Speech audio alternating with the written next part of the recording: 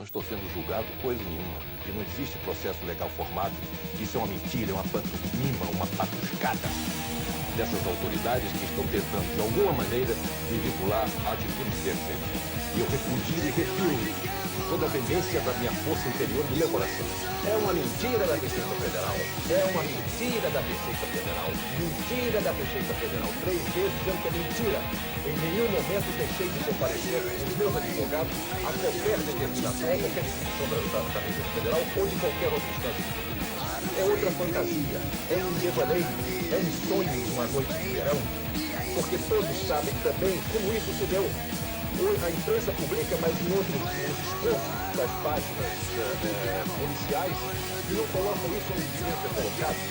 Esse suposto vinculação dele com a questão do pedido de sua máfia foi num período específico de 93 a 93, durante o ano de 93, quando ele se evadiu do país e que teve que utilizar um tal de indoleiro.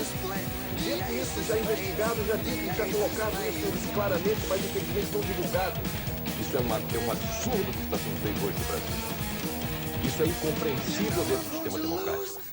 Isso é absolutamente abominável que um Estado patrocine tal tipo de campanha política, brutal, penal, criminosa, contra alguém que já foi fiscalizado, investigado como ninguém nesse país. E eu quero repetir mais uma vez. Eu não admito qualquer insinuação, incluindo meu nome em qualquer atitude ou atividade terceira, sobretudo porque é muito sabido que não tem nada a ver com isso. Não dizem coisa nenhuma. Ainda hoje, o ministro da Justiça, uma voz sensata que afinal aparece nesta seara de podridão, é uma voz sensata que aparece, porque não se pode fazer uma especulação em torno da dignidade e da honra de quem quer que seja. Seja essa pessoa que for. Isso é um absurdo que está sendo feito. A Polícia Federal reabre um inquérito em relação ao que ela quiser, não tem nada a ver com isso. Isso é um absurdo que estão querendo fazer. Vinculação com qualquer coisa de narcotráfico, qualquer tipo de máfia. É um absurdo que eu também tenho que requerer, não sou advogado deles, não tenho mandado da família deles, nem muito menos dos familiares, mas tenho que insurgir contra mais essa injustiça que está acontecendo.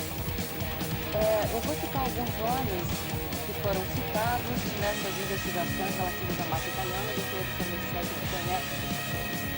Oswaldo Lasaldo. Não conheço.